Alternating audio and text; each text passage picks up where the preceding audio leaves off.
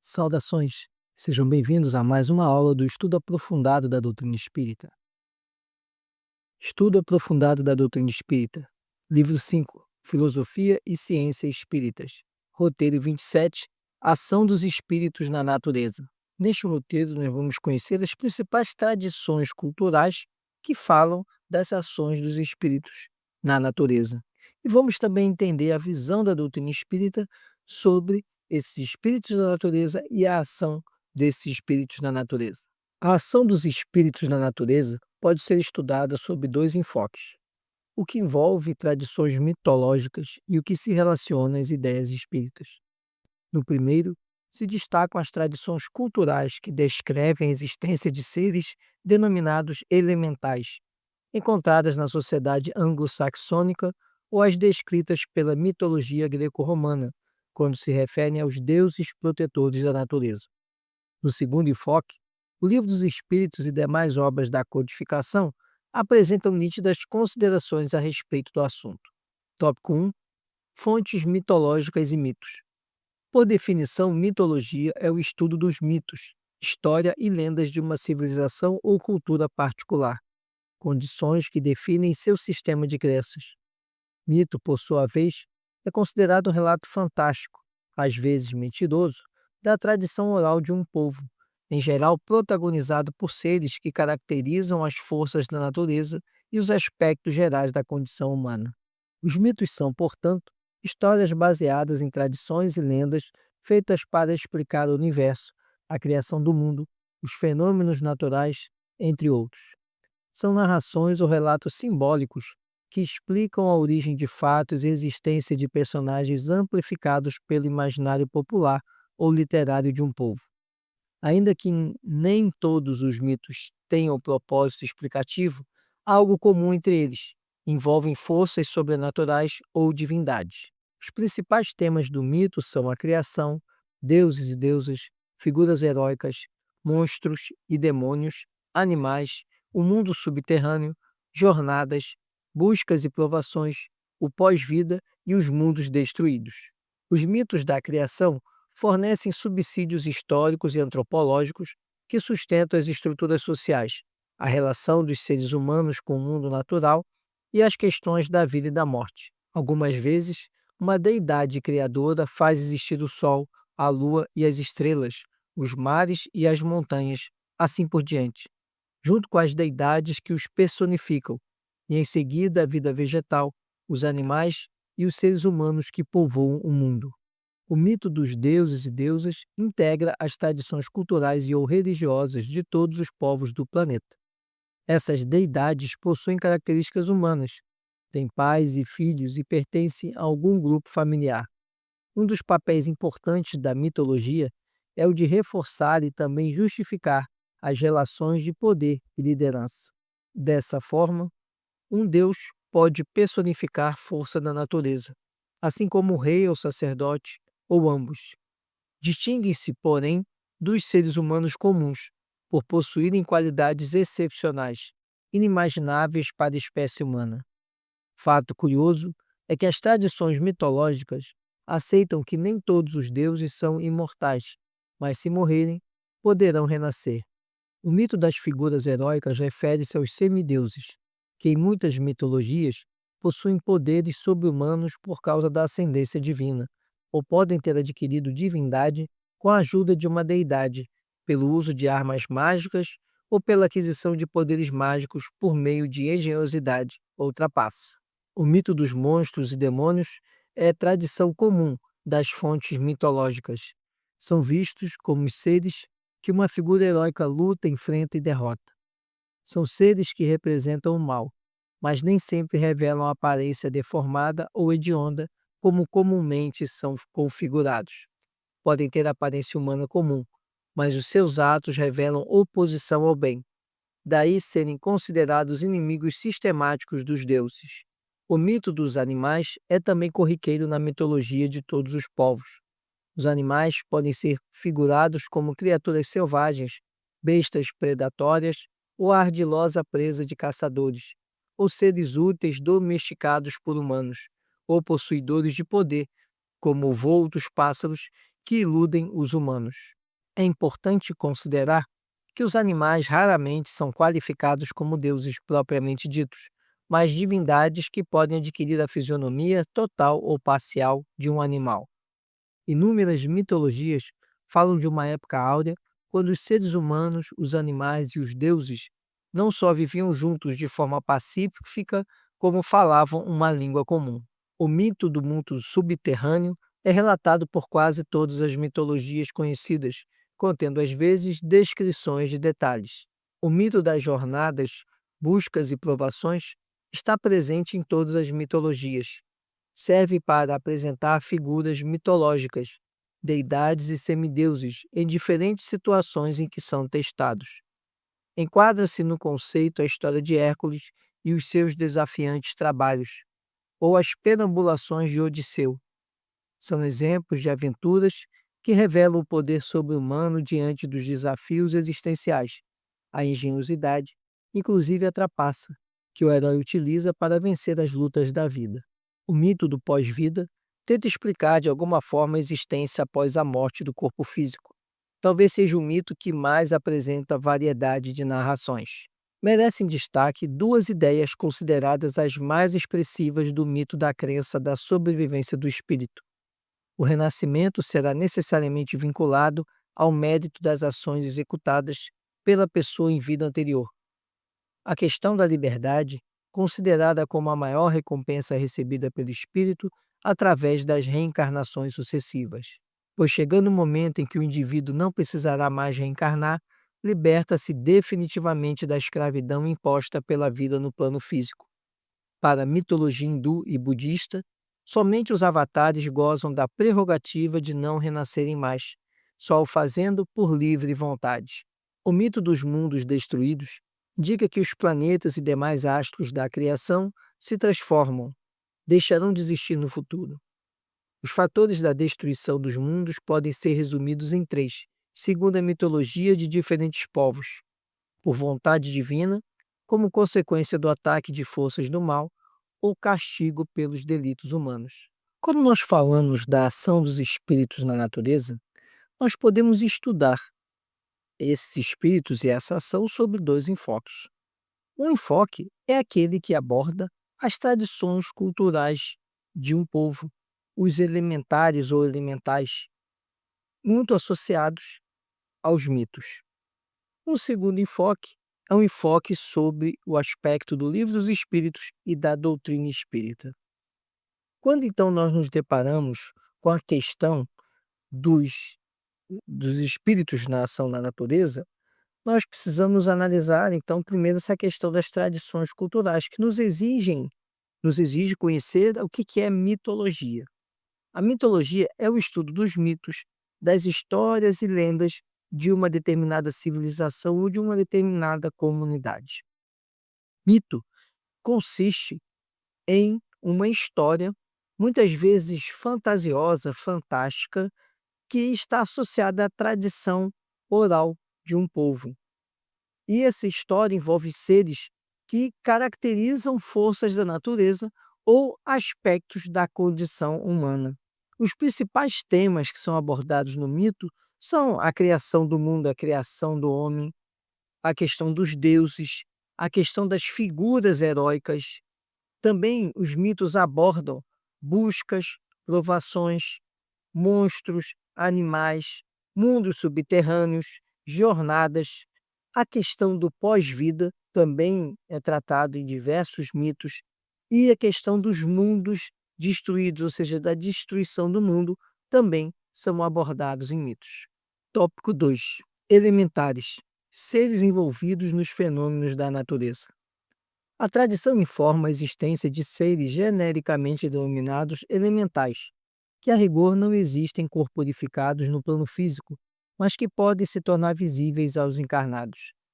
São seres singulares, multiformes, invisíveis, sempre presentes em todas as atividades da natureza, além do plano físico. São veículos da vontade criadora, potenciadores das forças, leis e processos naturais. Os elementais não são considerados membros da espécie humana propriamente dita, mas muito próxima a esta. Em termos evolutivos, representariam possivelmente um elo imediatamente anterior, por apresentar certas características que estão presentes no homem. São encontrados por toda parte, na superfície da Terra, na atmosfera, nas águas, nas profundidades da subcrosta junto ao elemento ígneo, invisíveis aos olhos humanos, executam infatigável e obscuramente um trabalho imenso nos mais variados aspectos nos reinos da natureza, junto aos minerais, aos vegetais, aos animais e aos homens. Como são seres intermediários entre os homens e os animais, possuem estruturas corporais semelhantes às que são vistas nestes últimos: asas, aspectos anatômicos da cabeça, orelhas, olhos, pés e mãos, entre outros.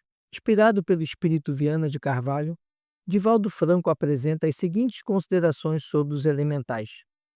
Naturalmente, essas entidades que são orientadas pelos espíritos superiores, como ainda não dispõem de discernimento porque não adquiriram a faculdade de pensar, são encaminhadas a outras experiências evolutivas, de forma que não se lhes interrompa o processo de desenvolvimento. Também assinala Manuel Filomeno de Miranda em outro momento.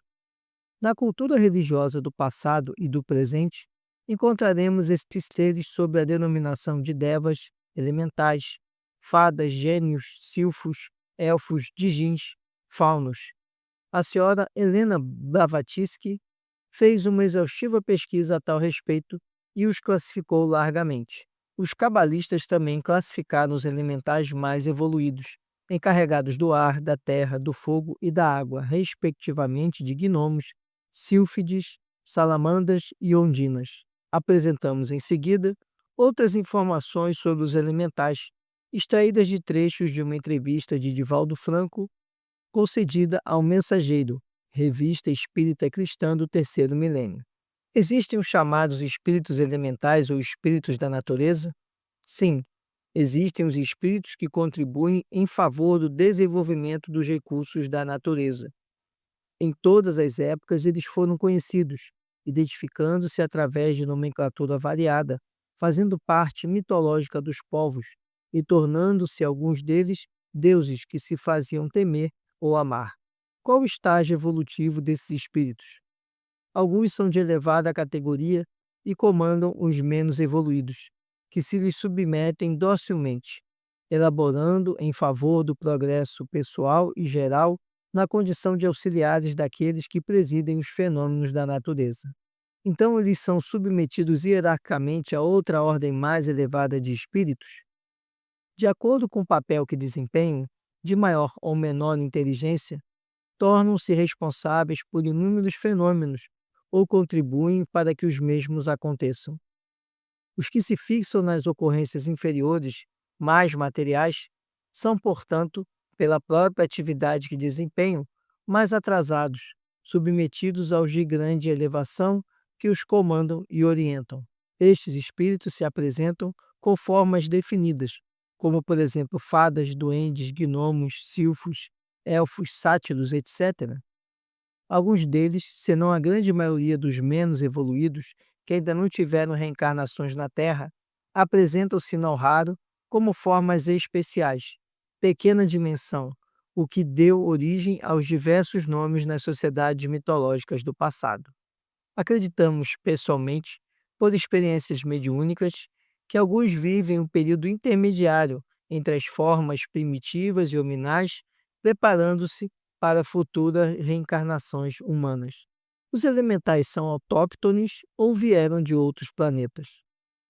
Pessoalmente, acreditamos que um número imenso teve sua origem na Terra e outros vieram de diferentes mundos a fim de contribuírem com o progresso do nosso planeta. Que tarefas executam?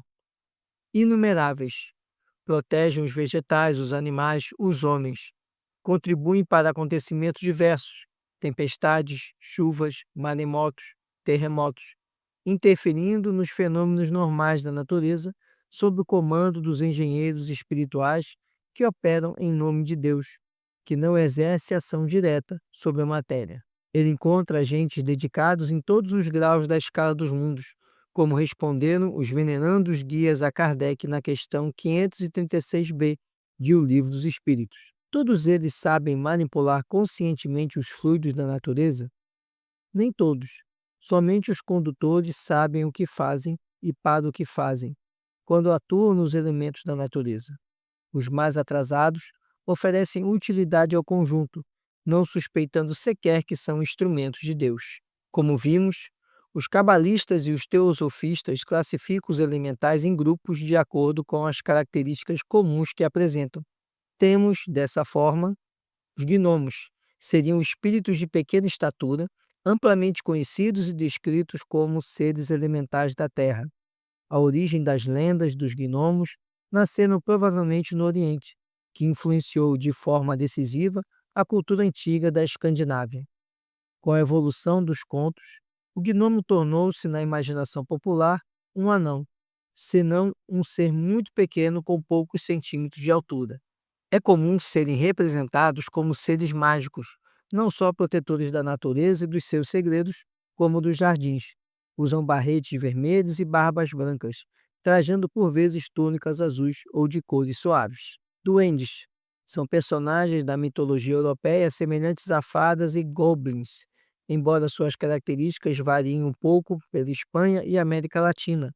São análogos aos brownies escoceses, aos nice dinamarqueses noruegueses, ao francês nain rouge, aos irlandeses curichaun, leprechaun e fardarig, aos manx fenodiri e monge-vigei, ao galês tillinsteg, o sueco tonte e aos trasgos galego-portugueses. Frederico Garcia Lorca analisa que tais figuras estariam mais próximas da categoria das fadas. Alguns mitos dizem que duendes tomam conta de um pote de ouro no final do arco-íris. Entretanto, se for capturado, o duende pode comprar sua liberdade com esse ouro. Outras lendas dizem que, para enganar os homens, ele fabrica uma substância parecida com ouro, que desaparece algum tempo depois. Neste caso, são chamados leprechauns. Na mitologia irlandesa, os leprechauns têm mais ou menos 30 centímetros e atendem aos desejos humanos. Na mitologia portuguesa, o Fradinho da Mão Furada e o Zanganito são seres encantados, uma espécie de doentes caseiros. Silfos ou sífides são seres mitológicos da tradição ocidental. O termo provém de Paracelso, que os descreve como elementais que reinam no ar, nos ventos, tanto que são fadas do vento, assemelhando-se às vezes a anjos. Têm capacidade intelectual sensível, chegando a favorecer o homem na sua imaginação. As lendas contam que são os silfos que modelam as nuvens com suas brincadeiras, para embelezar o dia a dia do homem na terra. São reconhecidamente belos, assumindo vários tons de violeta e rosa. Além de tudo, podem ser nocivos, pois se o ser humano for conhecedor da natureza e usá-la para o mal, esses seres poderão puni-lo. Raramente se enganam por possuírem grande conhecimento. Ondinas ou Ondin é um espírito da natureza que vive em rios, lagos e mares. São elementais da água. É uma espécie de sereia ou tágide, um gênio do amor, uma figura da imaginação poética. As ondinas aparecem em obras literárias, como a Ondina do Lago de Teófilo Braga, escritor e ensaísta português, ou nas poesias de Luís de Camões, o maior poeta épico da língua portuguesa. Salamandras, ou espíritos do fogo, vivem no éter atenuado e espiritual, que é o invisível elemento do fogo. Sem elas, o fogo material não pode existir.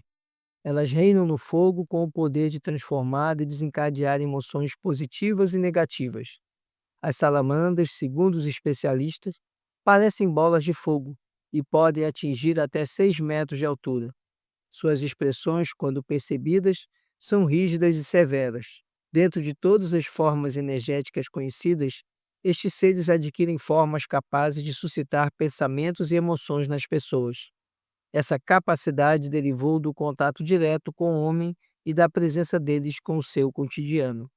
Por tal motivo, as salamandras desenvolveram forças positivas, capazes de bloquear vibrações negativas ou não produtivas, permitindo um clima de bem-estar ao homem. O homem é incapaz de se comunicar adequadamente com as salamandras, pois elas reduzem a cinza tudo aquilo de que se aproxime. Devas são espíritos intimamente ligados e integrados à natureza, trabalhando nela sem questionar. Não são bons nem maus, mas podem ser manipulados pelos humanos para finalidades boas ou ruins. Em um certo ponto de evolução, eles se individualizam e podem ser confundidos com anjos ou fadas. Fadas é um ser mitológico característico dos mitos célticos, anglo-saxões, germânicos e nórdicos. O primeiro autor que mencionou as fadas foi Pômpio Mela, um geógrafo que viveu durante o século I depois de Cristo. As fadas também são conhecidas como sendo as fêmeas dos elfos. O termo incorporou-se à cultura ocidental a partir dos assim chamados contos de fadas. Nesse tipo de história, a fada é representada de forma semelhante à versão clássica dos elfos de Tolkien, porém apresentando asas de libélula nas costas e utilizando-se de uma varinha de condão para realizar encantamentos. Dependendo da obra em que aparece, a fada pode ser retratada em estatura de uma mulher normal ou diminuta. No primeiro caso, temos a fada de Cinderela. Como exemplo da segunda representação, podemos citar Sininho, do clássico infantil Peter Pan. Elfo é uma criatura mística da mitologia nórdica que aparece com frequência na literatura medieval europeia. Nesta mitologia, os elfos chamam-se Alfis ou Afir, também chamados de elfos da luz. São descritos como seres belos e luminosos, ou ainda seres semidivinos, mágicos, semelhantes à imagem literária das fadas ou das ninfas. De fato, a palavra sol na língua nórdica era Aflotul, ou seja, o raio élfico. Dizia-se que por isso seus raios seriam fatais a elfos e anões. Eram divindades menores da natureza e da fertilidade. Os elfos são geralmente mostrados como jovens de grande beleza, vivendo entre florestas sob a terra, em fontes ou outros lugares naturais. Foram retratados como seres sensíveis de longa vida ou imortalidade, com poderes mágicos, estreita ligação com a natureza e geralmente acompanhados de ótimos arqueiros. Gênio é a tradução usual em português do termo árabe jinn, mas não é a forma aportuguesada da palavra árabe, como geralmente se pensa. A palavra em português vem do latim genius, que significa uma espécie de espírito guardião ou tutelar, designado para proteger uma pessoa desde o seu nascimento. O gênio, em grego daimon, é concebido como um ente espiritual ou imaterial, espírito propriamente dito, que vive muito próximo ao ser humano encarnado e que sobre ele exerce uma forte, cotidiana e decisiva influência. Djinns é um espírito capaz de assumir a forma de um homem ou animal e exercer influências sobrenaturais sobre pessoas, para o mal ou para o bem. Eram populares na literatura do Oriente Médio, como nas histórias das Mil e Uma Noites. Os djinns aparecem várias vezes no Corão. Faunos é o nome exclusivo na mitologia romana, de onde o mito originou-se como o rei do Lácio, que foi transmutado em Deus e, a seguir, sofreu diversas modificações. Para compreender a figura de Fauno, é preciso saber que o nome era usado para denominar essencialmente as seguintes figuras: Fauno, rei mítico do Lácio, deificado pelos romanos, muitas vezes confundido com Pan, deus dos bosques, rebanhos e pastores da mitologia grega, com Silvano, antigo deus romano das florestas, e com Lupécio, deus protetor dos lobos na mitologia romana. Os faunos eram semideuses, criaturas que, tal como os sátiros gregos, possuíam um corpo meio humano, meio bode e que seriam descendentes do rei fauno. São informações que revelam as nossas raízes culturais, a história da construção do pensamento humano ao longo das eras. Devemos, todavia, desenvolver o bom senso para sabermos extrair conhecimentos reais, efetivos do símbolo. De qualquer forma, verificamos que os mitos, as histórias mitológicas e as fábulas servem para demonstrar um mundo espiritual, ainda que cercado de fantasias e simbolismo. Vimos então, pelo nosso roteiro, que os elementares são seres que estão envolvidos nos fenômenos da natureza. São também chamados de elementais. Esses elementais, eles não existem de forma corporificada no plano físico, mas eles podem ser vistos pelo homem quando eles se permitem ser visíveis. É preciso entender que esses elementais, eles não são membros da espécie humana, e eles estão em toda parte, são encontrados em toda parte. Eles consistem em seres intermediários entre os animais e os seres humanos. É preciso analisar tudo isso e entender que quando nós estamos caminhando na mitologia, estamos falando de mitos, estamos falando de fábulas e, portanto, de histórias fantasiosas. Mas também podemos extrair conhecimento desses símbolos, desses mitos, que vão nos dar informações para compreender esse aspecto do mundo espiritual. Então, os mitos e as fábulas, eles têm utilidade para que nós possamos compreender um pouco do mundo espiritual, mas precisamos ter a cautela de separar aquilo que consiste em fantasia, aquilo que consiste em simbolismo. Tópico 3: a ação dos espíritos na natureza.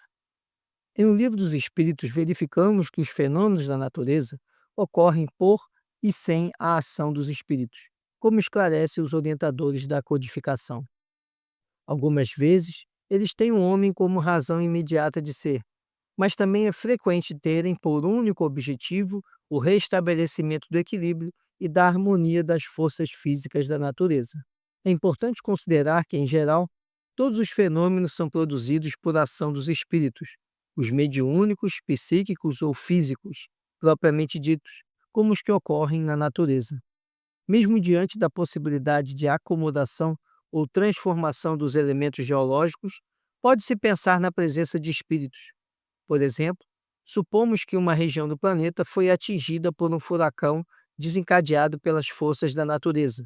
Entendemos que, mesmo nessas condições, há espíritos presentes, controlando o fenômeno natural, atentos à sua manifestação, tendo em vista os ditames da vontade divina.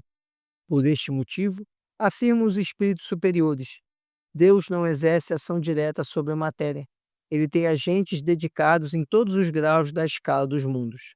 Merecem atenta reflexão os conteúdos de O Livro dos Espíritos, questões 537 a 540, em seguida registradas, pois elucidam a respeito da ação dos espíritos nos fenômenos da natureza.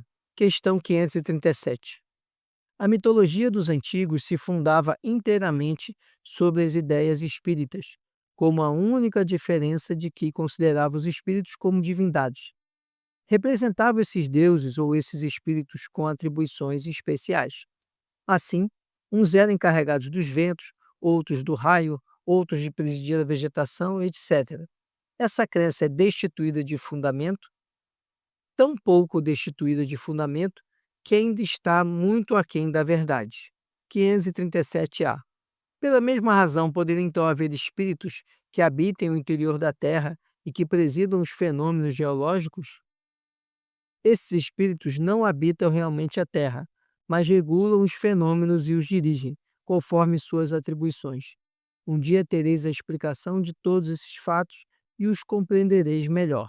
Os espíritos que presidem aos fenômenos da natureza formam categoria à parte no mundo espiritual?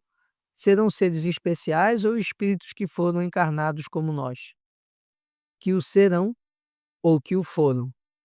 Esses espíritos pertencem às ordens superiores ou inferiores da hierarquia espiritual? Depende do papel mais ou menos material ou mais ou menos inteligente que desempenhem. Uns comandam, outros executam. Os que executam coisas materiais são sempre de ordem inferior, tanto entre os espíritos como entre os homens. Na produção de certos fenômenos, das tempestades, por exemplo, é apenas um espírito que age ou eles se reúnem em massa para produzi-lo? Reúnem-se em massas inumeráveis. Os espíritos que exercem ação nos fenômenos da natureza agem com conhecimento de causa, em virtude do livre-arbítrio, ou por impulso instintivo e irrefletido? Uns sim, outros não. Façamos uma comparação. Figurai essas miríades de animais que pouco a pouco fazem emergir do mar ilhas e arquipélagos. Acreditais que não haja aí um fim providencial e que essa transformação da superfície do globo não seja necessária à harmonia geral. Entretanto, são animais do último grau que realizam essas coisas, promovendo as suas necessidades e sem suspeitarem de que são instrumentos de Deus. Pois bem, do mesmo modo, os espíritos mais atrasados são úteis ao conjunto. Enquanto se ensaiam para a vida, antes que tenham plena consciência de seus atos e estejam no gozo do livre-arbítrio, atuam em certos fenômenos dos quais são agentes, mesmo de forma inconsciente. Primeiramente executam. Mais tarde, quando suas inteligências estiverem mais desenvolvidas, comandarão e dirigirão as coisas do mundo material. Mais tarde ainda, poderão dirigir as do mundo moral. É assim que tudo serve. Tudo se encadeia na natureza, desde o átomo primitivo até o arcanjo, que também começou pelo átomo. Admirável lei de harmonia, da qual o vosso espírito limitado ainda não pode abranger o conjunto. Tais esclarecimentos nos permitem concluir que há uma diferença fundamental entre as crenças teosóficas e outras tradições espiritualistas semelhantes e a doutrina espírita. Para aquelas, os seres elementais e outras entidades que regem ou têm ação sobre os fenômenos da natureza nem sempre são considerados humanos, mas em processo de humanização. São semi-humanos em sua maioria. Para o Espiritismo, contudo, esses seres são espíritos. Alguns se acham no estágio primitivo das primeiras encarnações, mas há também os mais evoluídos que coordenam os seres que estão ensaiando para a vida, como consta da questão 540. Assim, voltamos a repetir. Ao estudarmos o assunto, devemos ter a cautela de separar o que procede do imaginário popular, dos mitos, da mitologia, das tradições populares, que sempre estão revestidos de simbolismo, e do que ensina o Espiritismo, como pondera Kardec. Sob uma imagem pueril e às vezes ridícula, se nos ativermos à forma, a alegoria oculta frequentemente grandes verdades. À primeira vista, haverá fábula mais absurda do que a de Saturno, o deus que devorava pedras, tomando-as por seus filhos? Entretanto, quanta filosofia e quanta verdade nessa figura, se lhe buscarmos o sentido moral. Saturno é a personificação do tempo. Como todas as coisas são obra do tempo, ele é o pai de tudo o que existe. Mas também tudo se destrói com o tempo. Saturno, a devorar pedras, é o símbolo da destruição pelo tempo dos mais duros corpos, seus filhos, visto que se formaram com o tempo. E quem, segundo essa mesma alegoria, escapa a semelhante destruição? Somente Júpiter, símbolo da inteligência superior, do princípio espiritual que é indestrutível. É mesmo tão natural essa imagem que, na linguagem moderna, sem alusão à fábula antiga, se diz de uma coisa que afinal se deteriorou ter sido devorada pelo tempo, carcomida, devastada pelo tempo. Toda mitologia pagã, aliás, não é mais, na realidade, do que um vasto quadro alegórico das diversas faces, boas e más, da humanidade. Para quem busca o espírito, é um curso completo da mais alta filosofia, como acontece com as fábulas da atualidade. O absurdo estava em tomarem a forma pelo fundo.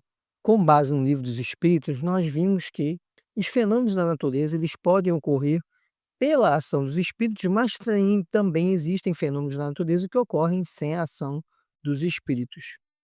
Esses espíritos, eles têm o objetivo de garantir o equilíbrio e a harmonia das forças da natureza. E é preciso lembrar que Deus não exerce a sua ação direta sobre a matéria. Ele se vale de agentes que vão se dedicar a essa tarefa de cumprir os seus desígnios. Ou seja, Deus não age diretamente na matéria, mas ele se vale de espíritos que cumprem as suas determinações, que cumprem a sua vontade. Então, nós temos em todas as escalas dos mundos espíritos que agem para cumprir esses desígnios e essas vontades de Deus. Então, podemos compreender que os espíritos que atuam na natureza, eles regulam os fenômenos e também os dirigem conforme suas atribuições e conforme os desígnios divinos. Essa categoria desses espíritos, essas categorias vão depender do papel que eles vão desempenhar. Quanto mais material o seu papel, mais inferiorizado é esse espírito. Quanto menos material, esse espírito será de uma categoria mais elevada.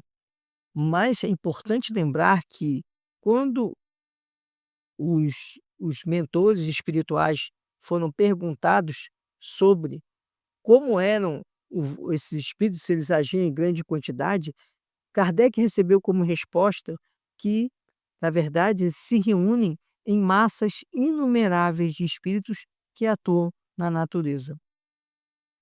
E precisamos lembrar o seguinte, que tudo na criação divina se encadeia, tudo na criação divina tem relação. Então, nós temos espíritos mais atrasados que são úteis também ao conjunto, a toda a criação divina.